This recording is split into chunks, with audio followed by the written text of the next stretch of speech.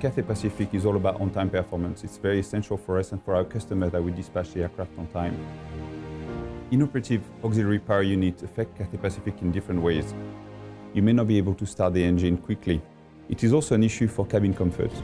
Putting the customer at the center of everything we do is essential for Cathay Pacific, and the APU help us provide a cool environment in the cabin. It's also affecting us from a cost point of view. Managing defect, rectifying defect is also a very costly exercise for us. We used to use a more traditional approach, which is usually time-consuming. And one of our strategic direction we're going into is a digitally enabled company, which means using data intelligently. Cathay Pacific chose to work with Honeywell on this program because we have a long-term relationship based on trust. And we've got a long history of working together. You've been very open to our feedback. The process has been improving over the years. So combining our fleet experience with your expertise managing APUs, it was the logical decision to work with Honeywell on this new predictive maintenance program. The program has met our expectation.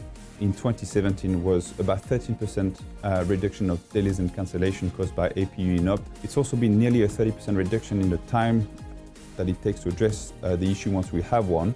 But I think the most essential aspect and way to look at it is we've gone from a reactive to a preventative. So we've been able to eradicate defects before they even happen, and that's been absolutely essential for us.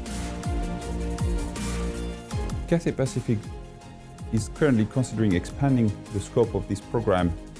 We're very excited to be the first one doing it on the A330, and who knows, maybe in the future even expand further than just the APU themselves.